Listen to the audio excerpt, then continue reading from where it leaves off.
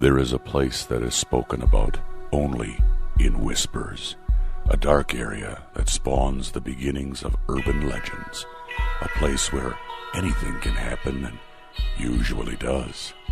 During the light of day, it hides just outside of view, but when the sun goes down, spirits, creatures of the night, roam free, and things do go bump in the night. It is in every state and every country, and there is no escaping it, no matter how safe you feel behind your locked doors and latched windows. So we invite you to turn down the lights and turn up your radio while we join Dave Schrader and Tim Dennis, your hosts, on a journey into the darkness on the edge of town. Welcome into another edition of the best in paranormal talk radio. This is Beyond the Darkness. I'm Tim Dennis. Dave Schrader has the night off. Speaking of Dave, he's been filling in all week on the Tom Bernard Show. And in fact, I got to sit in with him as well today on the Tom Bernard Show. If you want to check that show out, just check out Dave on the social media or follow us on @BeyondDarkShow on Twitter. And we've got the link right there. And listen to us between 12 and 3 p.m. Central Standard Time, or actually Central Daylight Time still. We go to Standard Time after the clocks flip back this weekend, but between 12 and 3 p.m. Central Time, and that would be 1 and 4 p.m. Eastern Time. And catch Dave and maybe sometimes myself if I happen to dip back in yet this week, talking about maybe a few things that aren't paranormal. There's a change for you, huh? Also, I want to remind you that right now we are in the midst of our Halloween for Hunger program. If you go to darknessradio.com right now, click on the banner that says Halloween for Hunger. You too can help one of your neighbors, one of your brothers and sisters out there that happens to be hungry right now. This is our chance to give back and a chance for our paranormal community to really shine this time of year and show everybody what we can do to help out our friends and neighbors in the community. And what we do this time of year is we help out Second Harvest Heartland, and they are a supplier for most of our food shelves out there in America. And we basically, Second Harvest Heartland has the buying power to buy food for these food shelves. That's amazing. Essentially, $1 can feed an adult 3 healthy meals for one day, just $1. And what you can do is take part in that right now. You can donate $1, $5, $10, $20, $50, $100, any amount by going to darknessradio.com, clicking on the banner, and donating directly to Halloween for Hunger, our campaign, which is going to wrap up here shortly here in November. We've got just a little bit of time remaining. So please do that. Go to darknessradio.com. Click on that banner. Help us out. Our goal is $15,000 by the end of the campaign. We got a little ways to go yet, so we want your help if you'd be so kind as to do that. Again, darknessradio.com, the Halloween for Hunger banner, and we'll get you a tally here on the next program and let you know how close we are to hitting that goal. Also this weekend, Crypticon is going on. Dave will be out there as well. I believe it is Crypticon.com. Check out also darknessevents.com to figure out when Dave is going to be out there. He's going to be talking this weekend, and he'll have a table out there as well if you'd like to go out and meet him. If you're in the Twin Cities area this weekend, be sure to head out to Crypticon and see him there. Let's get into tonight's program, shall we? I've got a very interesting guest and a good friend of mine, Travis Thorpe. He is a third-degree Triskellion Wiccan Priest. He is a high priest of the Temple of Adrastos. He's also a former infantryman of the United States Army and a former police officer and a behavior detection instructor, so I better be on my best behavior tonight. Ladies and gentlemen, let's welcome to Beyond the Darkness for the first time, Travis Thorpe. Hi, Travis. Hey, Tim. How you doing? Very well, my friend. It is, I wanted to invite you on tonight to talk about a myriad of things because I can't just pigeonhole you into Paranormal Investigator. You do quite a bit of that. I can't just pigeonhole you into anything Wiccan because you don't do just that. I can't even pigeonhole you into, hey, what is the government doing as far as conspiracy theories because I can't just pigeonhole you into that. There's quite a bit going on in your life. So, you know what? Let's start from. I want to take you a little bit back into time, and start first with some paranormal experiences, because you years ago told us a little bit about an experience you had while you were in the Army.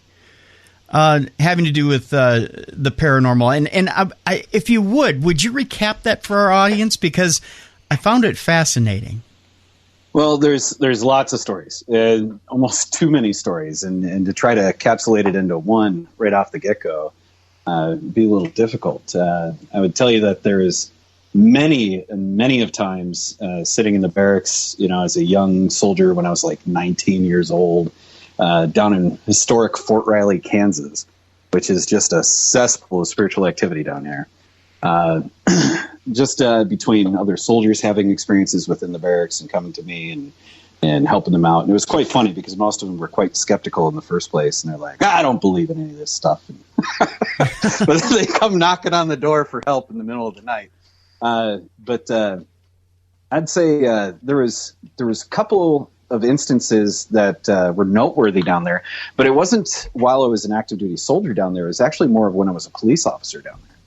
When I was a cop, it's probably been about 2008, down in Junction City, Kansas, down there. Mm-hmm. I had a friend who lived in Overland Park, Kansas, and she had hit me up and told me that she went out investigating at some old insane asylum down there that had been shut down and brought some brick home from it and removed a piece of that property.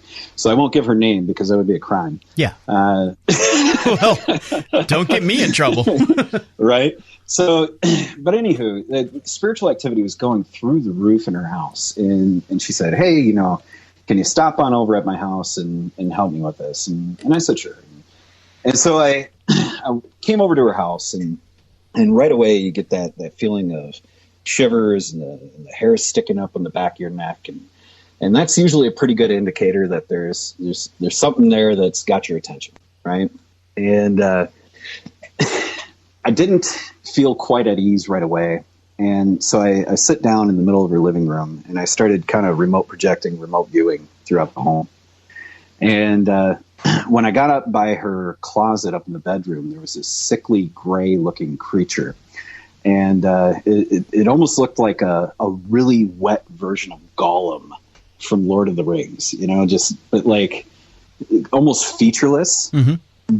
but in that same kind of posture, texture of skin, and just sickly. And she had activity within the home. It was like throwing around the house, doors slamming, just all sorts of things. But they seem pretty normal to me. Like, I don't know. Like, a lot of people get scared by those things, but it's normal. And I get there, and the thing's pretty aggressive. And I get the sense of these black eyes just piercing through me. And the soldier in me, the cop in me was like, okay, no, it's time to put the foot down.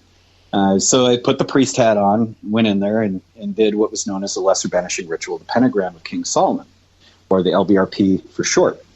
And a lot of people within like the Prayer of the Golden Dawn or Thelema, the OTO, they would understand this ritual at a different level.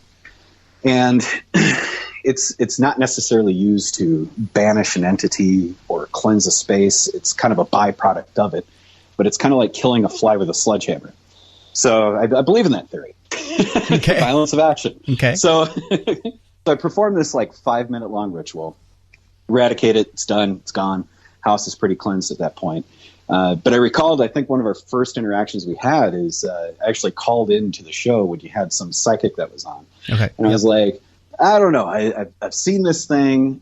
This is how I saw it. This is how I, viewed into it. What do you think? And they're like, yeah, absolutely. That's right. Blah, blah, And it kind of hit home. And I think that was kind of our first interaction. But that was, back in the time machine, like you said, like 08, 09, somewhere around there. Right, right. Now, let me ask you this. There's a couple of things you said there that kind of hit home with me. One, I have to ask you this. Remote viewing is always something that's intrigued me, but where do you pick up that skill? Did you pick up that skill in your time in the armed services? Was it something that you came upon in your Wiccan training? Where do you come about learning remote viewing? Well, it's not something I would say developed through any of those suggested means. Okay. My Wiccan training was only beginning about maybe 4 years ago, but I got about 22 years in the craft. So I started out very solitary, doing a lot of Western ceremonial magic, just very eclectic, kind of picking and choosing from whatever I could and whatever I could get my hands on. I grew up in a small town called Owatonna, Minnesota, and it was very Christian heavy down there. And so finding anybody to learn from or any books or anything was incredibly hard. And the internet was just starting, so it was in its infant stage. So it was very hard to find any material at the time. So it was a lot of spending time deep in the dark woods in the middle of the night and just listening to nature and listening to the wind and talking to spirits and just letting knowledge seep in. But the skill, I would say, actually came from a small meditation exercise that I had found. And it started off with just envisioning a world of absolute perfect darkness. And they would tell you to start thinking of like an orange, right? Like the fruit, right? And start on the waxy outside surface of it and just imagine it and feel it. And feel the waxy surface and all the little pores that are in it, and start to peel into it. You know, imagine it as strong as you can. And as you're peeling into that orange, and you start ripping back that rind, you get that zest that starts hitting you. You smell that effluvia, you know, and then soon you can start tasting it, right? Mm-hmm. And so the deeper and deeper you go, and you take yourself through each layer of this orange. I mean, all the way down to the seeds and the little pockets of juice in there, right? And the more you develop your imagination, the more you develop these things where you've had relative experience with, your subconscious can pick up on that and start sending physical things to your body. So you will actually taste it, you will actually smell it, you'll actually feel it, as long as you can put yourself completely into that moment. And I think through doing that meditation and that exercise over and over again, but starting with different objects, I think is what kind of woke that part of that gift up within me. Very interesting. Second thing you said that brings my curiosities forward has to do with exercising a home. When someone calls you in as an investigator, and I know from having known you, the audience wouldn't know this, but having known you, when people call you in, a lot of people call you in extreme situations. When other investigators have gone where others think they've feared to tread, and they kind of come in and screw it up, for lack of a better term. And you come in and you have a very unique way of getting rid of things. But what we hear in the paranormal community, what we hear a lot on, even on this show, is if you come in and you ask for someone to exorcise something out of your home, chances are that you have to believe in a certain religion in order for that thing to be exorcised out of the home. From what I've seen from what you've done, that's not necessarily true, is it? No, it's not. It's not the case at all. I will say that there is some half-truths there, right? Okay. Now, you said something very profound, which was belief. Okay. Right? Mm-hmm. Faith, no matter what it's in, is what matters, right? Mm-hmm. And so as long as your willpower and your faith is stronger than anything within that room, then you're fine, right? And so really, like, you have to have like an incredible narcissistic view to it when you come into it. And I know that sounds very provocative when you're talking about anybody that's a man of cloth or lives that priestly life, but it's the truth. I mean, when it comes to magic, the power comes through ego, right? And it's not necessarily within that mind frame of, I'm the greatest, constantly staring in the mirror type thing, but it's that firm belief that what you do is true and will work, and there is no other option than it working. So that's that kind of divine faith that really carries things through. So when I come to somebody's home, I mean, the first thing I like to do is kind of ask them what is their faith, because ultimately when I leave at the end of the day, if they're still terrified deep in their heart, they're just going to summon it right back into their house. right? Because they don't have any belief that it actually happened. And so whatever warding happened, whatever protections that were there, it's going to fail within 3 days, and they're going to have problems again. But my number one problem with the paranormal investigative community in the first place, and why I kind of drew back from it, is it's a lot of just throwing rocks at beehives. You see too many times where people would go, "Oh, I got all these activities in my house and I need help," and so a team will show up at their door and they'll be like, "Yeah, we'll help you." And then they piss everything off and they get it all angry and they get all the evidence they want and they go, "Well, are you going to get rid of it?" And they're like, "Well, we don't do that." We just collect evidence, and then that's when I get a call when everything's already angry, It's like that commercial on TV with the dentist who is only the dental alarm. He doesn't actually do the work. Right? Yeah. I'm just a security monitor. I just tell you and notify you when you're getting robbed. Yep. Right? Yeah. Well, now, this is what kind of comes to mind now. You're saying that you've got to have this almost narcissistic faith or belief that what is there is gone. Now, if I'm sitting in my home and I profess to be, I'm going to throw this out there, and I'm not, again, to our listeners, I'm not saying this to rile you up or get you pissed off or get you to start emailing me, but this is a scenario, and this is all this is. Yes, he is. Okay, yeah, I am. I'm totally doing it for this reason. I'm sitting in my home. I profess to be Christian, but I've had clergy of my faith come in. They've tried to do an exorcism. They've been unsuccessful. I'm to the point now where I'm getting desperate. And you've come across my desk or someone has brought you to me, and you're practicing a different faith, and you come in and you're doing what you do, and I'm seeing what you do, and no offense, Travis, but you're coming across, and to me as a Christian, I'm going, whoa, that looks a little scary. Is my doubt is my doubt in what you're doing going to help you in any way, one? And two, even if I see for myself what you've done has worked, is that enough to give me enough faith to drive that away? Well, okay, so that's kind of a mixed bag there. Okay. Right?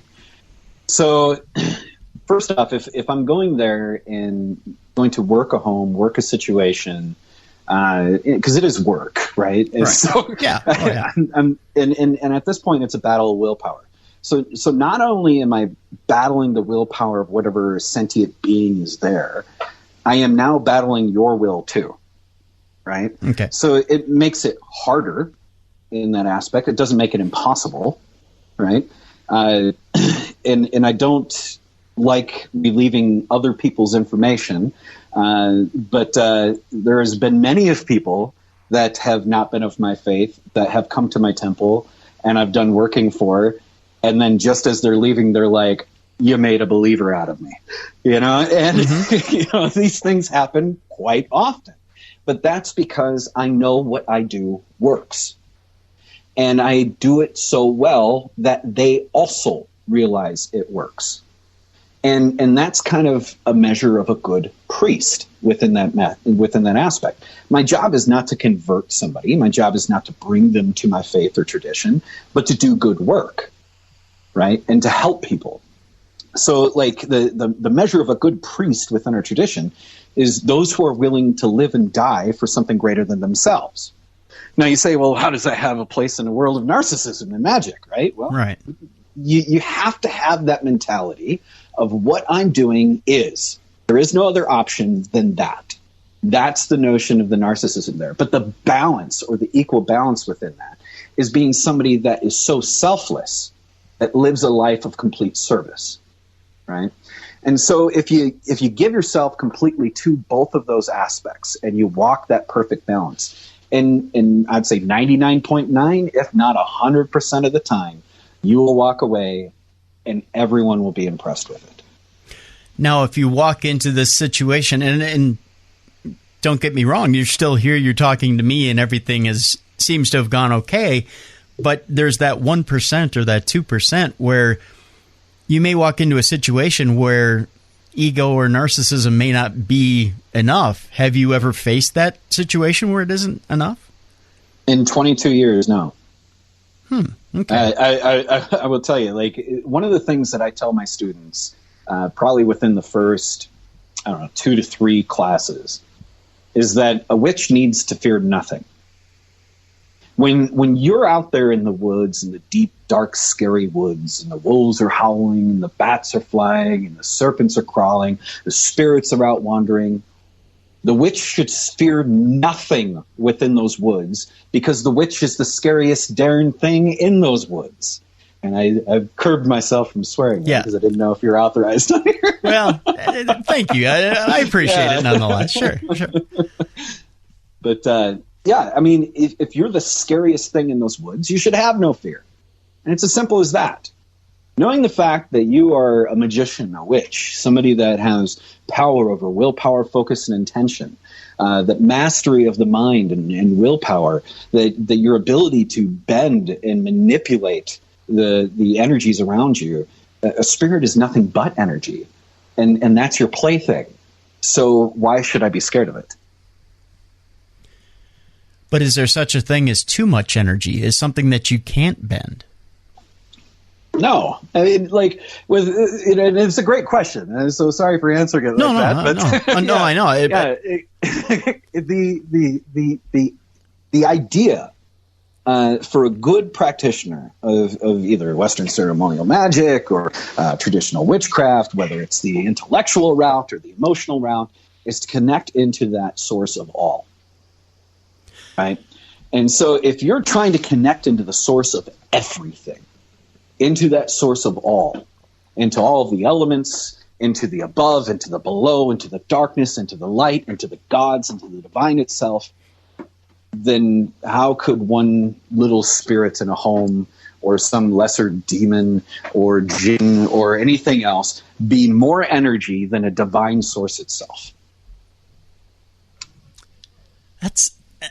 That's a darn good question, and that brings me to another line of questioning when it comes to banishing a spirit in a home, or even when it comes to getting rid of a spirit in a home. It seems to me, and we've talked in the past, you and I, about how one goes about it if you're clergy, or how one goes about it if you're an investigator, and it seems like when you're a run-of-the-mill investigator, or if you are a clergy of a Christian faith, it seems like the focus is on banishing the spirit to get rid of it. It is a direct fight between that person or clergy and that spirit. It's an all-or-nothing proposition. Tell our audience what your outlook is on that and how you deal with that situation. Well, first off, it's not my first option. When I go into a home and I'm dealing with an issue, my first option is not to go straight out of the bat into banishing anything. To me, I think that's a sign of weak character when it comes to any type of priest or person that deals with spirits. Keeping in mind that most of the spirits that you're coming across are just dead people, right? And people don't change. As many people that were good in life were probably good in afterlife, and just as many people that were jerks in life were probably jerks in the afterlife. Mm-hmm. And some of them can change, but a lot of them are pretty much the same. Now, I'm not of the mindset of just go and kick anything and everything out all the way just because somebody's a little bit scared. Most people are just scared or intimidated by things that are unknown, right? That's what we call the occult or the esoterica, right? The secret knowledge or the hidden things, right? And it's scary. It's scary because you don't know. Like, why is death scary? Death shouldn't be scary at all. It's the sweet release from taxes and the misery of, like, body aches and pain and the suffering of old age, right? It's the good, sweet friend that releases you, right? But why are we so afraid of it? We're afraid of it because it's unknown. You don't know what's going to exactly happen to you as an individual once it's done, right? So that becomes terrifying. So when we start talking about magic or banishing spirits, again, they're only afraid right away because it's unknown. So when I come into a home, the first thing is okay, well, have you tried talking to it? Well, no, why would I talk to it? It's slamming doors in the middle of the night. Well, did you find out why? Well, no. I guess I could give you a primary example of kind of almost doing some spiritual mediation. A former student of mine was dating this woman at the time, and now they're engaged to get married. But he was telling me about her, and I went and lit a tiki torch in the backyard and started scrying into the flames and did some remote viewing and popped into their house and started describing every nook and cranny. And once I started getting positive hits, I was like, okay, I'm there. All right. So I said, tell me where you've seen the spirit. And they said, oh, in the downstairs basement well. So I lock onto it. And this is kind of one of the first times in 20 some odd years of doing this that the spirit was like not only able to see me, but very interactive. And he like joyfully runs up to the kitchen and he's showing me that he opens up all the cupboards. And I go, does he open all the cupboards in the kitchen all the time? Like in the middle of the night? And they're like, yeah. And he's got his girlfriend on the phone, you know, and she's like, yeah. And I was like, okay. And then he takes me down the hallway and into a bedroom off in the corner. And he goes into the closet and turns on and off the closet light. Mm-hmm. And I said, does he turn on and off the closet light in the kids' room? And they said, yeah, like all the time. It scares the crap out of the boys. And I said, okay. He is telling me that the reason he's turning on the light in the closet is because the boys are scared of a monster in the closet, and he's trying to show them there's no monster in the closet. The problem is he's the monster in the closet, and he doesn't realize that, but he's trying to be helpful, right? And so it's like a complete breakdown of communication. And they're like, okay, this is really weird, but like, how do we know this is real? And I'm like, I don't know. Like, how do we know it's real, guy? You know? And so he takes me over to this window in the same room, and he shows me my childhood toy box underneath the windowsill. And a lot of times within viewing like this, they're trying to access your subconscious memory for things that can fill in a blank that they can't describe or show you. Okay. And so here I'm seeing my exact childhood toy box, and I've never been in this house, you know. And he goes, "There's an elephant in here," and pulls out the stuffed elephant and puts it up on top of the toy box. And he tells me this is how he tries to communicate with the kids. So I got both, you know, one parent in front of me and the other one on the phone. And I'm like, "Do you guys have a stuffed elephant?" And they're like, "No, not at all." I was like, "Are you sure you don't have a stuffed elephant?" And they're like, "No." And I was like, "Well, this is how he's saying he talks to your kids." And they're like, "No, there's no elephant." I said, "All right." So I do a little remote cleansing over the phone, start clearing a bunch of things up, but leave him there, right? Because I'm just not convinced that he's bad, right? Right. And he's kind of a caretaker. And so the next morning they call me and they send me a picture on a text message of that exact stuffed elephant. And he said in the morning, he asked the kids, "Hey, which one of you guys have a stuffed elephant?" And one of the kids goes, "I do. And he runs to that exact toy box underneath that window, pulls out the exact same elephant. And he said he almost crapped his pants that morning. Just took a picture of it and sends it to me. He's like, "I don't know if we can be friends anymore. This is just too creepy." I'm like, yeah, I know. So, but, you know, like with a lot of these spirits, I'd say like, I don't know, 60% of the time, even some of the spooky ones that are trying to intimidate people, like you can just straight up turn them into a servitor or some kind of gargoyle, if you will, like a protective ward for your home. Like they want to be there for a reason. What's the reason? Who cares? Are they keeping bigger, scarier things out? Probably, right? So why not keep them there? Give them a task, you know. And you had another priest who was having issues in a house in North Minneapolis. And he was practicing ritual in the upstairs foyer. And every time he'd practice ritual, the Bible would fly off the shelf and hit him in the head. And it would open up to, the Book of Matthew, I think. Mm-hmm. And he would constantly open up to it. And he's like, what the hell? And so he comes to me and he's like, okay, will you help me with this? And I said, yeah, sure. So I go over there and I bring one backup with me and set up like all sorts of cameras and EVP, you know, with the voice recorders and EMF detectors everywhere. And you know, the place is like a darn minefield, right? Mm-hmm. And I'm sitting there and I'm setting everything up and I'm just like, why am I doing this? You know? And so 40 seconds in, I shut everything off. And because I can hear him talking in the back of my head, like, I just don't want him practicing that witchcraft up here, you know? And it was like some old priest, like some old Catholic priest, you know? He was just pissed off about doing that type of work up there. So I code to him and I said, okay, here's the deal. This is what we'll do. Spirit, you can remain in this house under these circumstances. 1, you guard this home and guard this family. 2, you stay in this room and do not wander the rest of the house unless provoked. And then what we will do for you is once a week, as our own personal sacrifice, we will read from the book Matthew to you. Okay? So we made this agreement, and everything calmed down for 6 months. And everything was peaceful. There was no more weird crap going on in the middle of the night. But all of a sudden, he forgot his deal, and he was practicing a ritual up there, and everything went to crap again. Right? Okay. And so the act with this is just remember whatever oaths you give to these spirits, keep up with it. Yeah, it's like people in the living world. If you don't keep up to your promise in your world, they're going to get mad and they're not going to listen anymore. Right? Mm-hmm. It doesn't change just because they're dead. Right? It gets a little worse, maybe. So really, a lot of this could be solved in-house, is what you're saying. Absolutely. Yeah. Huh.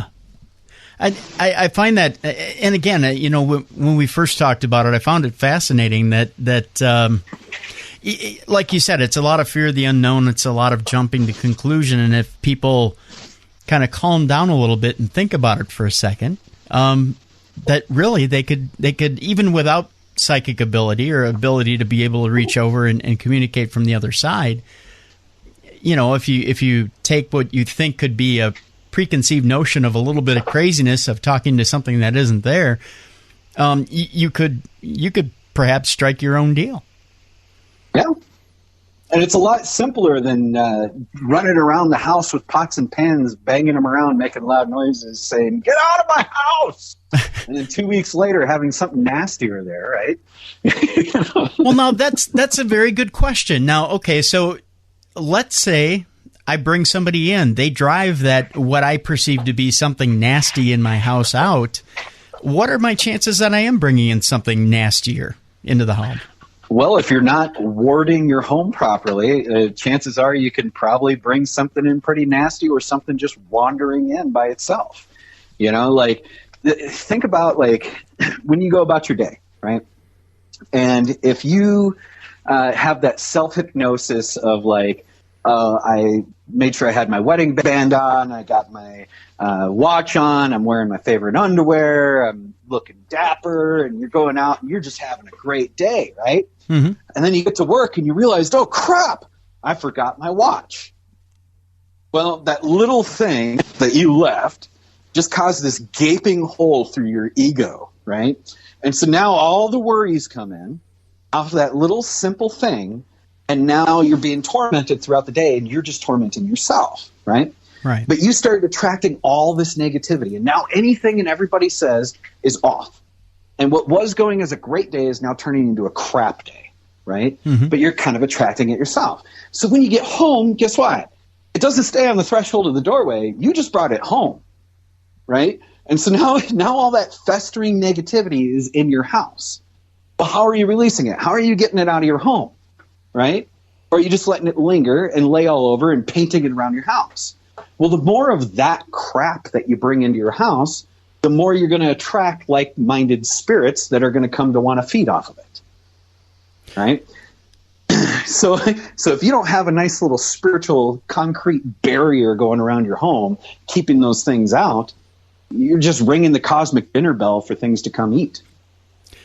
So do you believe unless you're psychologically cleansed as well as, let's say, spiritually cleansed in a home, unless you've got your mind right along with the house right, you're bound to bring in more and more dastardly things?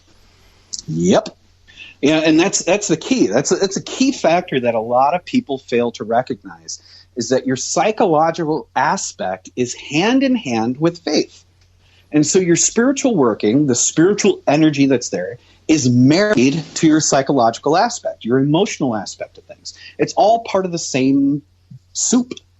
You know, you can't have one without the other, right? Mm-hmm. You're kind of an empty vessel at that point, right? So if you have this firm belief in your spiritual deity and your what you're practicing, and you have a man of the cloth come in, or woman of the cloth, or whatever of the cloth come in and do their working, and you're so empowered and invigorated by it, but at the same time you have some doubt in your mind, and they leave, and you're like, wow, I don't know if that really worked.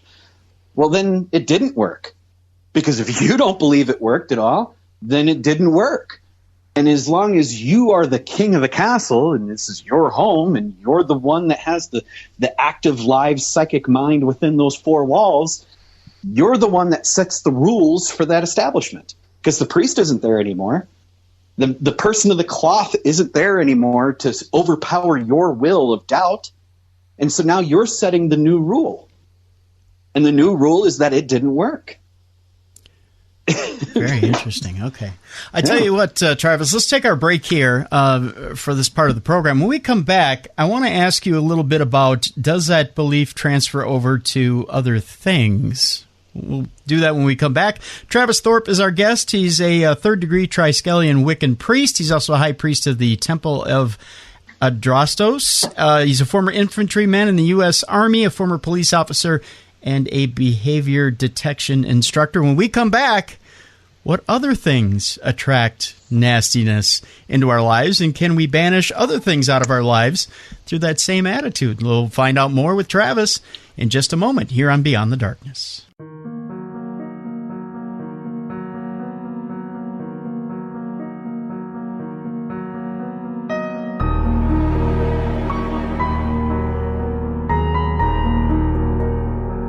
Beyond the Darkness.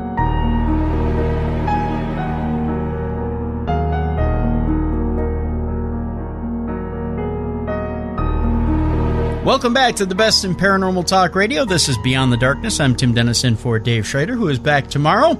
Our guest is Travis Thorpe. He has hello, Travis. You have so many different titles here. We can start with Wiccan Priest. We can go to infantryman in the U.S. Army, police officer, behavior. How was that again? Behavioral detection instructor. There you go. I was going to say bikini inspector. Sure, why not? Sure, we'll throw them in as they appear. And paranormal investigator. You know, I had teased before the break that we were going to talk about some other realms of the paranormal, and if what we talked about in the first half of the program applies to the second half of the program, if that applies to some other topics as well. Now, I find this, there's some different areas of the paranormal, and I'm curious because you've mentioned taking students out into the woods and the different things that may be out in the woods. There are other things out in the woods that we encounter in the paranormal. You have cryptids, you have UFOs and aliens, you have different things that you see out there. And I keep hearing a lot of the same messages, that faith, intent, different things keep you safe in these situations. Is that the same from your school of thought? If I were to run into, let's say, Sasquatch in the woods, and I'm feeling afraid, or I'm feeling like maybe this thing is gonna maybe either beat me or eat me, one or the other. Am I safe in my faith alone, or is that something where I'd probably better off just carrying? Well, I would say you're always better off just carrying, but that's just experience talking. I guess it would depend upon the cryptid you're talking about, really. I mean, like, if you're talking about something that is more metaphysical, more spiritual, I would say faith would definitely be a key indicator to stick to. But if you're talking to something more physical, more mundane, something that's here that's possibly some kind of animal that has yet to be brought into mainstream, I would say that the humans have talked of the Sasquatch creature, the Yeti or what have you, so often for so long that it's most likely a real creature. and a real threat like a big grizzly bear, right? And waving your hands around going, "Spirit be gone," is probably not going to make a grizzly bear go away. So you'd be better off, carrying an assault rifle and hoping for the best at that point than you would waving your hands around and ringing some bells. But it's funny you mentioned, like other cryptids like aliens, right? Mm-hmm. And, I know you and I on a personal level have talked about this in private, and I guess it's a good time to go ahead and bring this part out about aliens. Yeah. And, I had never seen any aliens in my entire life. But I grew up on X-Files and loved that show, probably because of the crush I had on Scully way back in the day. Like, who didn't, right? Right. But, I always left it as a possibility, right? Because this is such a vast, deep, huge network of openness, right? It's just this giant universe. And we're such a minuscule amount of this giant universe. How could any of us believe that we're the only sentient creatures in this entire thing, right? Yeah. Like, I could not wrap my head around the possibility of it's just us, right? And so, like, I was always open-minded to that being there, but I had never experienced anything like that.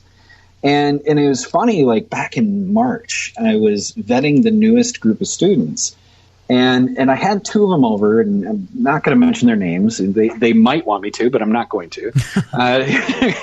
But while I'm vetting them, it was probably like 2:00 in the morning. We're gathered around a little fire in my backyard, and we're sitting here in Roseville and just looking up at the stars and whatnot and talking. And I'm deep sharing this story about a dissension ritual that I do where I take people down into the underworld of Hades and yada, yada, yada. And I'm looking at this potential student, and she's looking up at the sky and just murmuring to herself. And I'm like, "I'm sorry, am I boring you?" And she's like, no. And she was like, my dad, he was in the Air Force for 20 plus years. And, my whole family was Air Force. And, they always taught me to look for aliens. And I go, "Really? Okay." And she's like, "Well, you probably don't believe in that," and blah, blah, blah. And I said, "Come, like, I believe in ghosts." Right? Mm-hmm. Like, I believe in things you can't see, right? I believe in old Greek gods, right? How can I say aliens are out of the question, right? Right. And when I got other students that make likewise comments, I'm always like, "Dude, you believe in fairies. Shut up." If you believe in fairies, you can believe in aliens, okay? Mm-hmm. So I look at her and said, "Okay, well, what do you see?" And she's like, "Well, I usually see them like once, maybe 4 times a year, and but you got to kind of stare up and just ask them to show themselves." And I'm like, "Okay, I'll jive with this." So I bring my chair over, and we're both staring up, and she's like, "There," and points up, and I'm staring off into the cosmos, and I don't see anything but stars and maybe a satellite and some airplanes. And I'm like, "I don't see it." She's like, "Yeah, nobody ever does." And I'm like, "Okay," So she's still murmuring off, and then she points again, "There," and I look up, and still just vacant, nothing. And I'm, okay. And so I'm trying as hard as I can to apply the same principles that I do to magic, which is everything is willpower, focus, and intention. And if you can get your conscious mind and your subconscious mind to work in tandem, and you can get them on that same frequency and vibration, then it becomes real. And you can open up to those other parts of this universe, those other parts of the world. And it's like the student's first grasp of energy in feeling energy move through their body and being able to move it. And it's this awesome moment, like being able to see for the first time. And so I opened myself up in the same manner, and I just sat there and went, "Okay, let me see you. And she goes, "There!" And I look up, and Tim, I swear on everything I hold holy, there it was. And there was these 4 sets of lights that were green and red, and they were like almost in a shape of a trapezoid. Huh. And in the direction that I was looking would have been northwest corner of the sky for me. And it was almost like looking through water, right? Like if you had like a low stream of like crystal clear water, and there was maybe like a foot, maybe 8 inches of water, and you were trying to look at some shimmering rocks on the bottom of the bed of the river. Okay. That's kind of the way it looked. And so it had this kind of like watery, distorted look. And this trapezoid shape kind of moves and dances around itself and doing these circular motions and then just zips off and disappears. And I'm like, oh, that was pretty cool. So I see it. And she goes, you saw that too? And I say, yes. I about squeezed the life out of her. I run back into my house. And I wake up my poor wife, and she's sleeping. And it's like 3:30 in the morning now. And I'm like, baby. She's like, what? What's going on? And I go, there's freaking aliens outside. And she's like, baby, I gotta go to work in an hour. And I was like, I don't care. There's aliens outside. You gotta go. She's like, hey, please, I gotta go to work. So I'm like, all right, if I get abducted, I love you. I'm going back out there. So I go back outside. I love how practical she is. She's just, I gotta go to work in the morning. Yeah, they can wait. She's been, bless her heart, she's been dealing with my crap for 7 years, so she's used to it at this point. But so I run back out there, and both students are looking up at the sky, and they're just gawking and pointing, and I'm like, what? And I look, and now in the northeast section, there's this white light that starts growing, and it grows in diameter like 8 times its original size. And then it splits off into like 4 different other white orbs, and they start dancing around each other and spinning around. And then they go into a V formation, and they're flying from the east to the west. And I'm like, holy crap. And from that moment on until I would say 4:50, maybe 6 o'clock in the morning, it was hard to keep track of time at the moment. But like it was a substantial amount of time. We had to have seen like 40 different displays of weird light anomalies that were just completely unexplainable. And I'm sitting there just dumbfounded by this. And it was like the first moment that I experienced magic in my life. You know, it was that moment of like, oh, there's a whole nother point of reality that's just at the cusp to understand and to start, scooping in. And, it gets quiet for like 40 minutes and we're not seeing a darn thing, like nothing. And I'm sitting there going, okay, well, hun, you said that these things usually show up once, maybe 4 times a year when you're looking for them. And, we had seen more than you've seen in your entire life in one night, all sitting together. And I said, we're very magically minded people, very open people. And I said, it's quite possible that these light anomalies, these UFOs, these aliens, what have you, are some kind of 5th dimensional creature, because the aspect of faith empowering the will, right, and being able to see across that threshold of the veil and separating between the two worlds and allowing that bridge of vision to be able to see it because you want to see it, because you need to see it, because you willed yourself to see it. And so I'm going, maybe there is something here tied into the magical aspect or component to this. And they're like, okay, I'm digging what you're putting down. So let's do an experiment. And they're like, I don't want to get abducted. And I was like, I don't either, but it might be cool. And so I'm like, let's pull the sledgehammer out. And so I go out in front of my shed, and it's now like, I don't know, 5, 6 o'clock in the morning. And bless my neighbors for, putting up with my crap. But I'm sitting out there doing this lesser banishing ritual of the pentagram out there.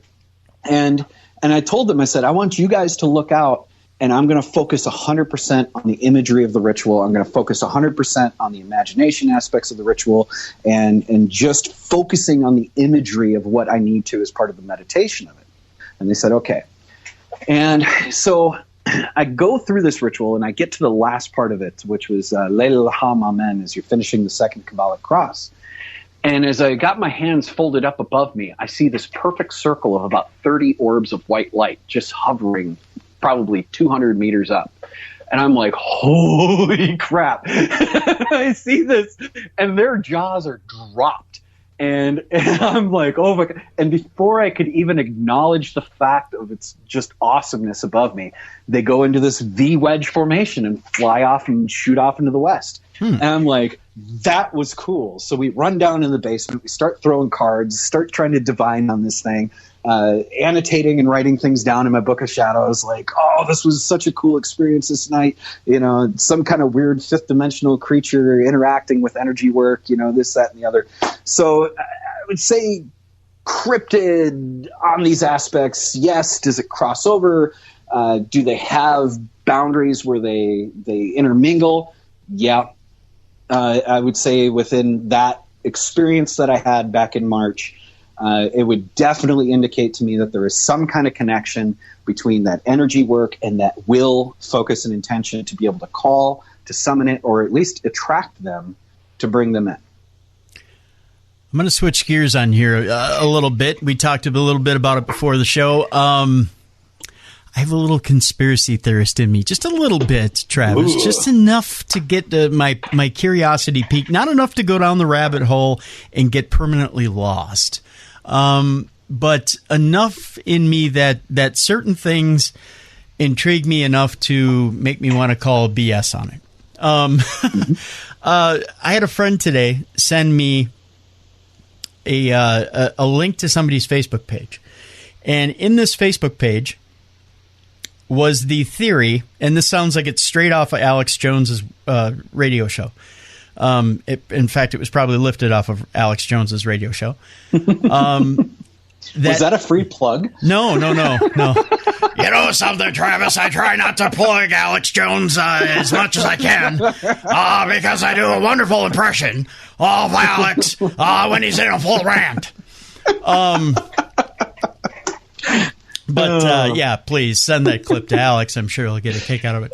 By the way, we've asked Alex to be on the show in 12 years, almost 12 years now. We've asked Alex probably half a dozen times to be on the show. Never once has he appeared. We wanted to talk Bohemian Grove with him. We wanted to talk different conspiracy theories with him. He wouldn't do it. With the giant 50-foot owl and the sacrifice That's right. of the summer solstice. You know, that's Walter Cronkite's voice in the owl. You know that, right? So we can get into that in a little bit too if you want. But here's the thing that gets sent to me today. The thing that gets sent to me today is an article, or actually a series of articles, and I'm curious to know, as a former Army vet, or you actually are an Army vet, but a former member of the Army, is that the Department of Defense has set up an EMP, or electromagnetic pulse drill, for November 4th through the 6th. In other words, 3 days of darkness, which, by the way, should be the name of my autobiography. But essentially, they've set up this 3 days of darkness to prepare us for a future EMP attack. Now, here's where I find, and I take umbrage with the entire theory. Here's the huge problem with it, folks. If the government were planning this, the amount of preparation you would have to give the American people to say, we are going to essentially, and what an EMP drill would entail is this, folks. They would shut down the electrical grid. They would shut down the communications grid. So you would have to live literally in 3 days of darkness. There's no television, no radio, no cell phone, no landlines, nothing. You would be living as free as they did back in the Stone Age. Now, here's your issue with that. First of all, the first thing that hit me, Travis, is financial markets crash. Not just here in America, but all over the world. Because we're a major financial center. We don't operate for 3 days. The rest of the world doesn't operate for 3 days. We don't trade for 3 days. The rest of the world doesn't trade for 3 days. Economies all over the world crash. The second thing is we are vulnerable at that point to attack from any nation, not just North Korea, who won, has the means supposedly to be able to do that now. But anybody with a nuke, we're wide open for attack. So as far as defense goes, as far as financial attack goes, we're wide open for any type of attack from anywhere. You've just laid waste to America, essentially, during this 3 days of this drill. Unless you've got some sort of a backup plan that I don't know about, there's no way in hell you could do something like this, could you? Right. Well, there are different ways that it could be done. So you got to always look at any situation as possible, right? The very real threat of an EMP is a very serious thing, right? Mm-hmm. As we know with North Korea and their constant threats of nuclear deployment of intercontinental ballistics upon us, is a very real threat. And people like to joke at the nice little dank memes of Kim Jong-un stepping on the little kid's rocket and going, "Oh yeah, you tried it again," Mm-hmm. But they fail to realize that that's only one of the 3 intercontinental ballistics that was failing, and the other 2 work. And not only that, the Scud missiles that he has on his 70 some odd Cold War era submarines work, and they're all nuclear capable and are armed nuclear. Mm-hmm. And all it would take is one of his subs making it on our coastline, and he could still hit our Midwest country. Right. Now, if any one of those intercontinental ballistics or one of those Scud missiles hit our airspace and were shot down in our atmosphere, that would cause an EMP. Right. And that's exactly what would end up happening. He would fire it, and then we would shoot it down, and then there goes our electrical grid. Right. So with that being a very real possibility and a very plausible thing, it is very wise for our Department of Defense to prepare for such strategies. Okay. Mm-hmm. However, most, if I would say not all of our incident commanders, all of our brass that are out there, and I want to be careful about talking about things that could be OPSEC violations, right? Sure. So I'm gonna dance around this carefully. Sure. But keep in mind, you never want to talk about your full capability of your military, ever, ever. That's one of my biggest complaints about the news that's out there and the media out there, because back in the Iraq War, we had Geraldo Rivera out there, and they're trying to live broadcast in the middle of a firefight, showing our exact positions, and you had our enemy watching the news and seeing exactly where we were, and then killing our soldiers because they were watching the live broadcast, right? Mm-hmm. And and so you got to be careful about what you put out there, okay? Mm-hmm. But when it comes to our leaders that are out there, one could infer this just from history that we have never experienced that. So our incident commanders, our top brass, have zero experience with dealing with a situation like that. And so it would behoove them to do training drills. So the possibility of it is pretty real. Now, the best way for them to do something like that, especially if they're doing it over 3 days, is to do it in sections, but only in certain major cities. Right? They don't have to shut down the entire U.S. They don't have to shut down the entire East Coast and the stock market and all that. But they could shut down Minneapolis. They could shut down, Austin, Texas. But they could shut down Frisco, But 2 of those cities you named do have branches of the Federal Reserve. You'd want to stay truly fully away from anywhere that has any financial center in it, right? Well, and we would hope. And there's always the oxymoron in things about military intelligence. We would hope, right, that our incident commanders and that our top brass at the DoD are smart enough individuals to have the foresight to be able to look into situations like that, right? Yeah. Before they go, okay, we're going to shut down this major metropolitan city. What do we have there that could cause a massive kickback, right? And so doing small drills like that is a good thing. And I know I spoke to you a bit off air on this, but my last year in the Army, I got forced into a nuclear biological chem company that was the Seaburn company. It's the response team that covers the entire region, and I won't give the boundaries of the region for OPSEC reasons. But anything nuclear, biological, or chemical that would happen in the area, they're the first to respond to it. Okay. Now, at the time, I was sitting as the battalion combat arms instructor. And so I was sitting there in my entire role. The reason I got brought into that unit is to square them away and start getting them back onto the combat mode of things. Because a lot of them were too fat and not passing their PT test or forgot how to shoot their rifles. I mean, they're a mess. And, so it took me about a year. But after a year, they got back in shape and they were back where they needed to be. And then I was done and I went overseas to go make lots of money on the federal contracts. But the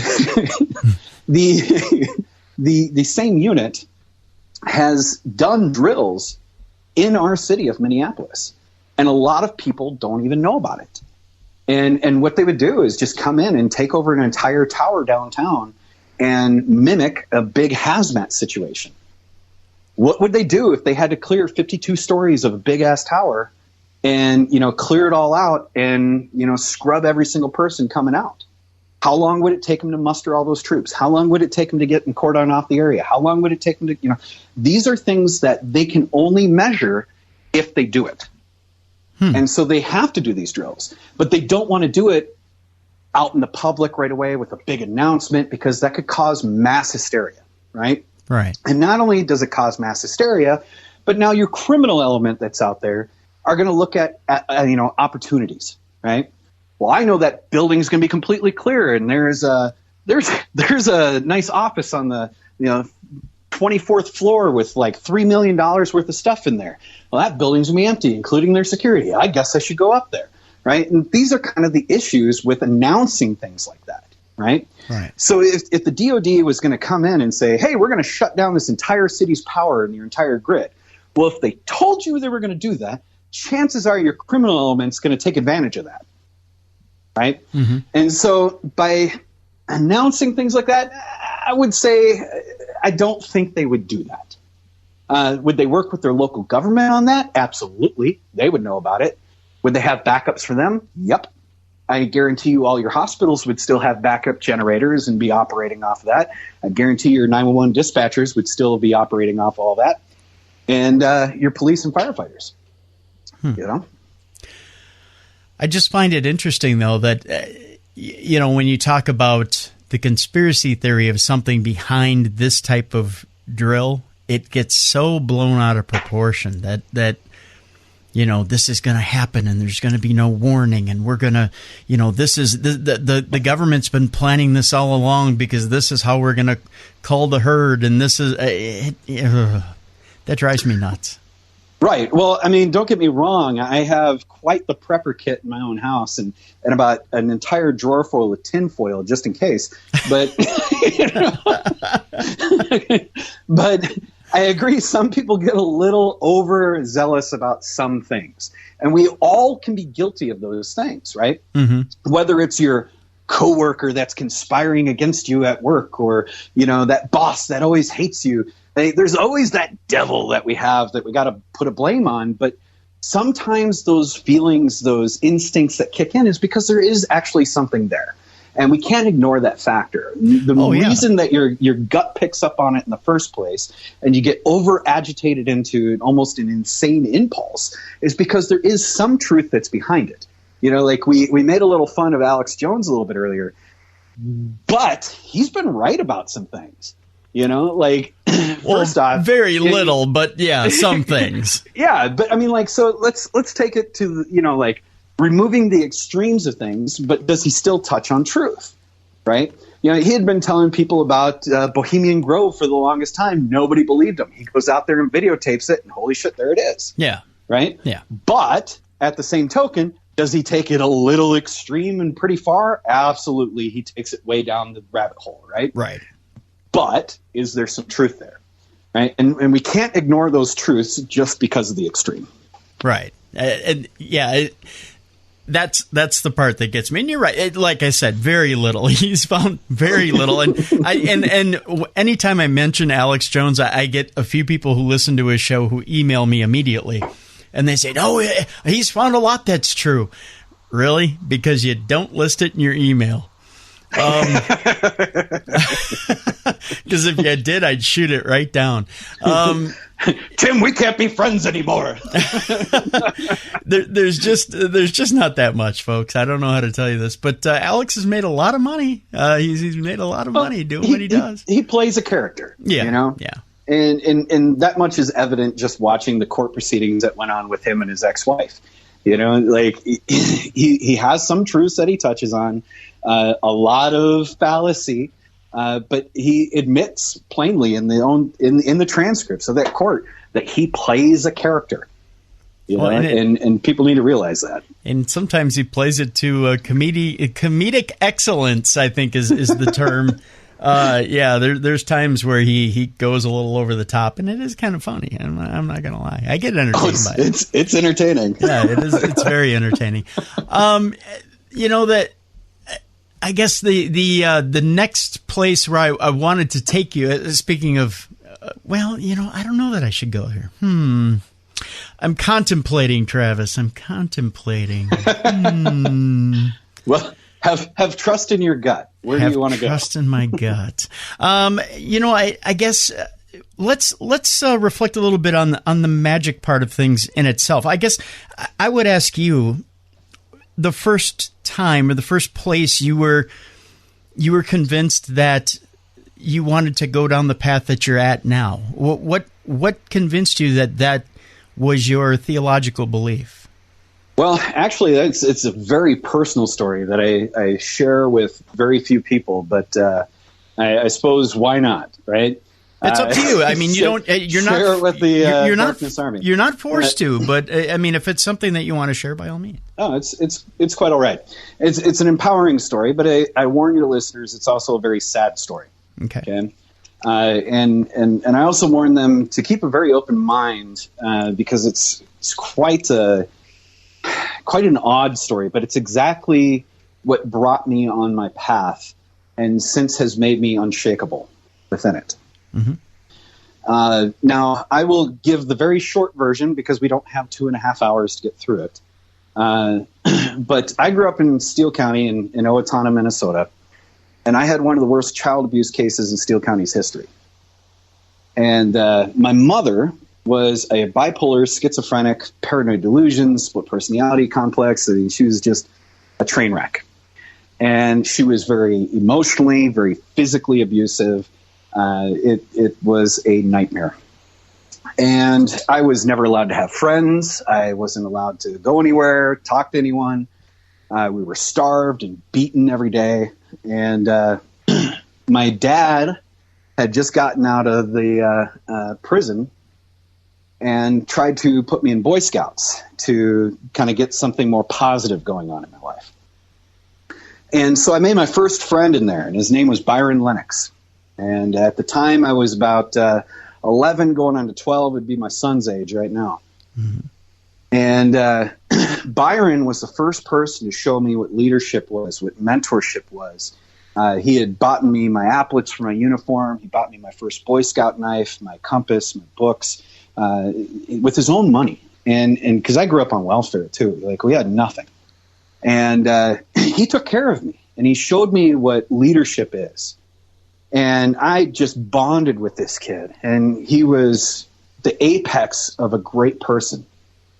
And all of a sudden, 6 months into this, he decides that he doesn't have any friends and has a really bad day coming home from school. And he's talking with his mother. And she said, well, Byron, just, go back to your room. Just think it over. It's nothing to kill yourself over. And something stuck in the back of his head. And he goes into his closet, pulls out his .22 pistol, and blows his brains out. And the next night, we get called in for an emergency meeting at like 8 o'clock in the evening. And they said something happened to Byron, but they wouldn't tell us what. And so we go to this meeting, and my dad drives me to it. And they said, well, something happened to Byron. We're going to talk to the parents real quick. We'll come back in. And I'm joking with all the rest of the kids in there, like, hey, he probably just broke his leg. He's going to come in crutches or something, And then they come in and drop the bomb on us. And I'm like, wow, and I thought it was a joke right away. This couldn't be real. That's my hero. And no, it was very real. And so I come home bawling my eyes out, and my mother's cooking in the kitchen. And she says, "What in the bleep is the matter with you?" And I said, "Oh, Byron's dead." And she says, "Good, I'm glad he's dead." She grabs the hot skillet off the stove and cracks me across the face with it. Oh. So I go up to my room, and I start destroying everything in my room. I'm just breaking everything up there. I'm just trying to relieve this angst and anger that's welling inside of me. And she goes up there and commences to beating the unholy living crap out of me for about 3.5 hours. And so during this, I'm screaming and crying, and I'm clawing the leather off this Precious Moments Bible that my grandmother bought me.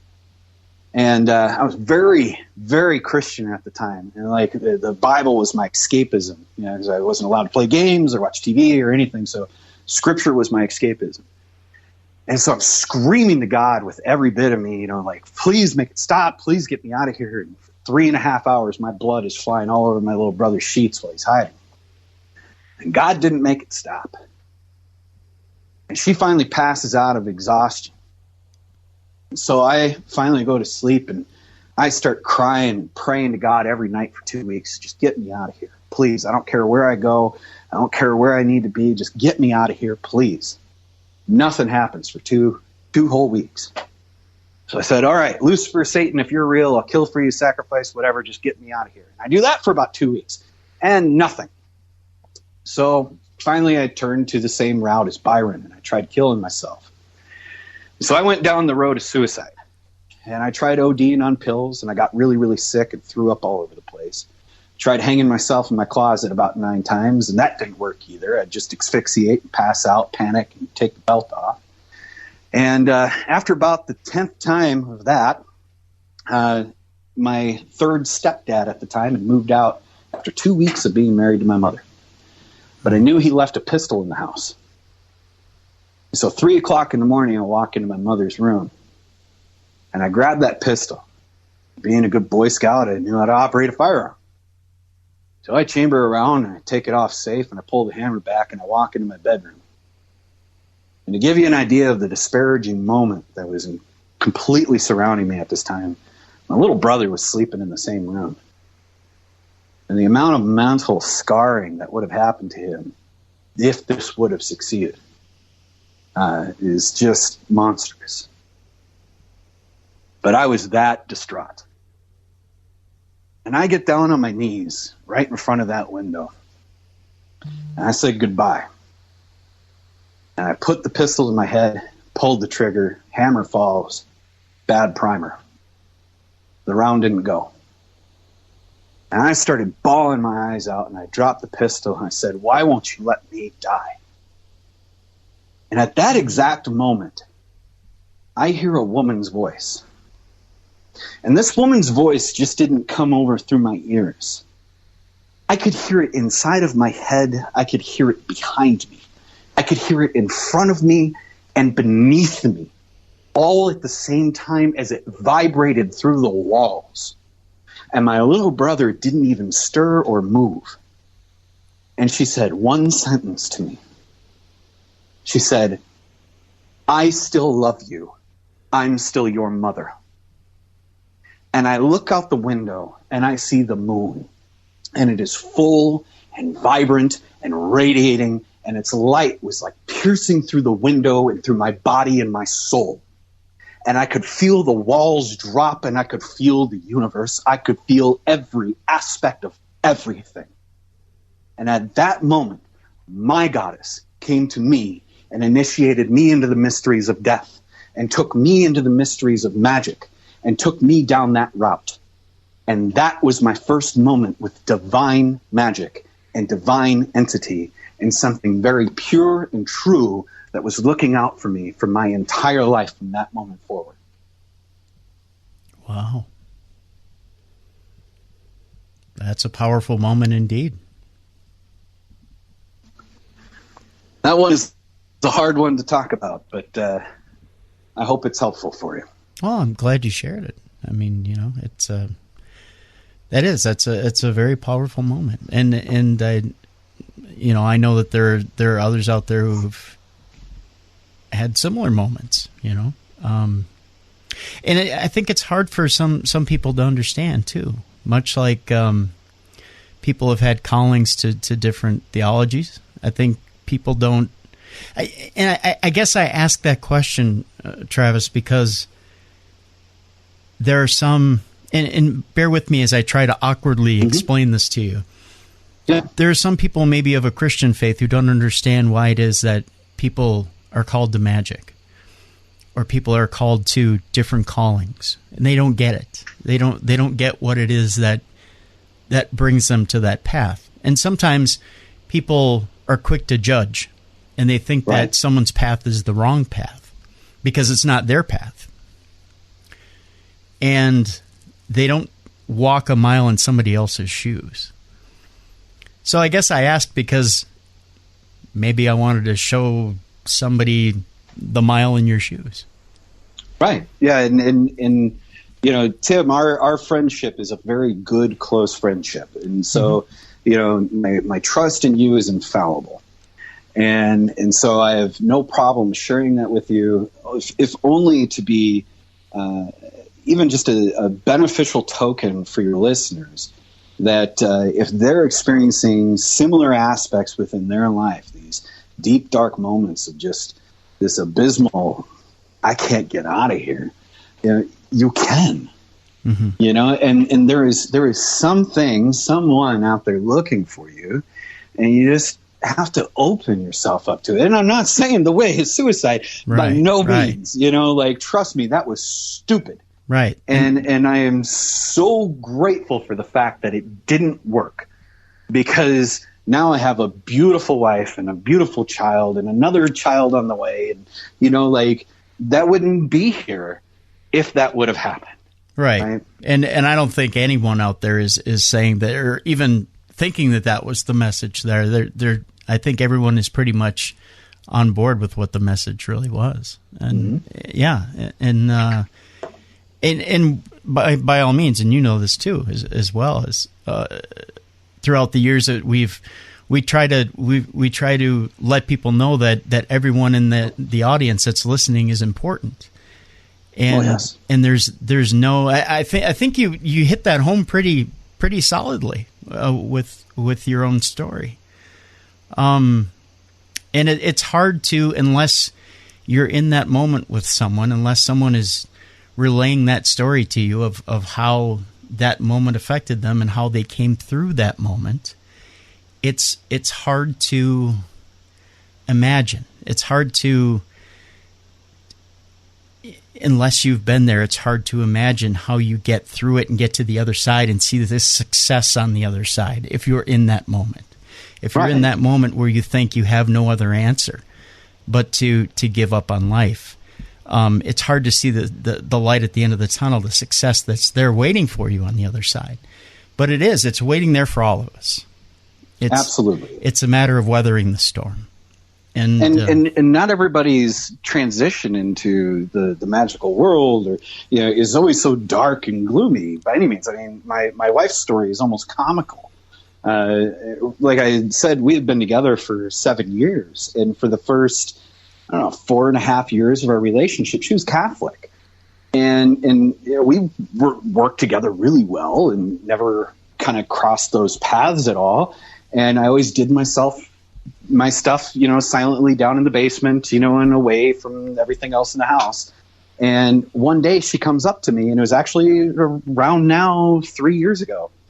And she goes, Travis, I really want to go see one of your rituals. And I was like, really?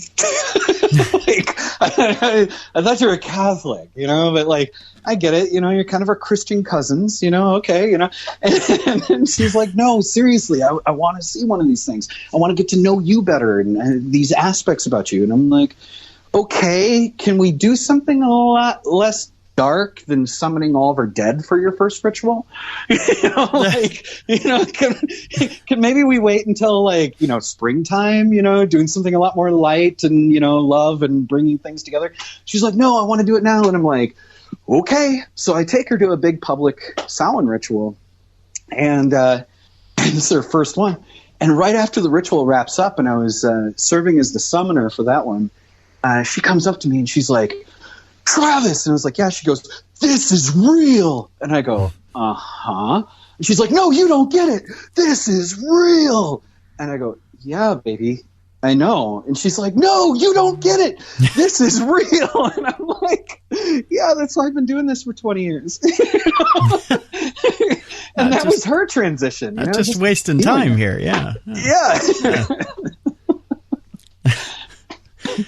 Well, I tell you, I at this point, I think this is a good point to wrap up. I want to thank you, Travis, again for joining us tonight and giving us a little bit of a different perspective on things. Because, and again, you're a highly fascinating man, and that's why I'm proud to call you a friend and a brother. Well, thank you. Yeah. You have a truly unique outlook on life that makes my outlook on life very well rounded, and I pride myself on keeping friends that keep my perspectives wide open. So, I love bouncing things off of you and getting your perspective on things too, because it's just fascinating. We talk for hours at times, and it's yeah, many hours. Yeah, and our cell phone companies love us, I'm sure. But it's I wanted to bring you on the show, and I wanted to get a different perspective on a few different things from your side, and kind of introduce you a little bit to the Army of Darkness, so to speak, and I think we did that. Yeah. So, excellent. Yeah. Well, thank you so much for having me on tonight, and I'm glad I could be here and have service to you and your Army of Darkness as well. Well, and we appreciate it. And if someone is feeling like they want to get involved in magic, or they want to do that, how do they go about going? They say, hey, that's something I might want to try, or hey, maybe that's a different way. How do they go about getting into that, something like that, getting into Wicca, or getting into? There's a lot of different ways, and I would caution anyone. Okay. Never jump into anything foolhardily. Okay. This is not a game, and it's not Harry Potter. Right. If you're going to take it seriously, take it seriously. There's too many out there that wear elf ears and fairy wings and run around and call themselves witches and have zero training and make it almost an embarrassment to people like myself, and oh man, will I catch some flack from the community like I haven't already. But it's truth to that though. If you're going to truly try to walk a spiritual path and find some truth and enlightenment out there, then dedicate yourself to it. Mm-hmm. Give it some actual time, some actual forethought. You can go out there and read a book, and read many a books, and you can take some great knowledge from it, just as you could from a good instructor. But keep in mind, a lot of the words that are within a book are missing a lot of inference. They're missing a lot of the oral tradition that's there, that is to actually teach you and coach you through the methods. And you could end up developing some very bad spiritual hygiene just by having a bad teacher. Okay? Mm-hmm. And in just like any other faith that's out there, there is corrupt priests and corrupt people that are out there. Keep in mind, especially here in Minnesota, this is like what's known as Paganistan. There's like 45,000 of us here. Okay? Mm-hmm. There are more teachers than there are students. Okay? So if you got a bad teacher, don't let the whole Yoda aspect, get over you. Like, oh, well, this is the only one we could find, Trust me, there are thousands of them around, and they're more than willing to teach you as long as you're a good person, right? So just going to metaphysical bookshops, talking to the proprietors there. There's like the Eye of Horus, or Magus bookshop, or Enchanted Boutique out in White Bear. Talking to the proprietors out there. They usually got a good pulse on what's going on in the community and who to talk to or who to hook you up with. There's other groups that are out there, pagan festivals that you could attend. There's lots of different ways. Facebook groups. Just reach out. And as long as you're genuine, you're going to attract the right person. But always be mindful and be skeptical. You could be getting duped. and he could just be charmed by somebody as well. So if you got a good teacher, they're going to vet you, and you should be vetting them. You know, you both should be looking at that in two different aspects. Sound advice indeed. Travis Thorpe has been our guest. Thank you again, Travis. Appreciate you. Thank you. And folks, Dave will be back tomorrow. Again, be sure to tune in to actually tomorrow from noon to 3 Central Time on the Tom Bernard Show. You can find on Dave's social media, both his Facebook and Twitter page, or at Beyond Dark Show on Twitter, as to where you can hear the Tom Bernard Show. The link to listen to him, either stream it live from noon to 3, or you can catch the podcast itself to hear Dave on the Tom Bernard Show. He'll be on Thursday and Friday of this week, and then he's back on hosting the Tom Bernard Show in a couple of weeks when Tom and the gang take off for Las Vegas. And Dave will be appearing at Crypticon this weekend here in Minnesota. To get your location and your tickets, go to darknessevents.com and be sure to get your tickets there. And again, Halloween for Hunger campaign, darknessradio.com. Click on the Halloween for Hunger campaign. Go to Second Harvest Heartland's website. You can donate as little as $1. $1 will feed one healthy adult 3 meals, or healthy child for that matter as well. 3 square meals for one day. We're trying to raise $15,000. We want to give 45,000 great meals for our hungry brothers and sisters out there.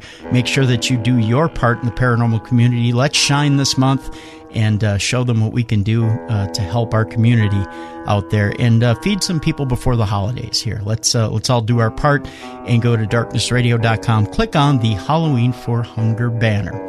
For Dave Schrader, I'm Tim Dennis. We will see you tomorrow for more strange and supernatural here on the best in paranormal talk radio. This is Beyond the Darkness.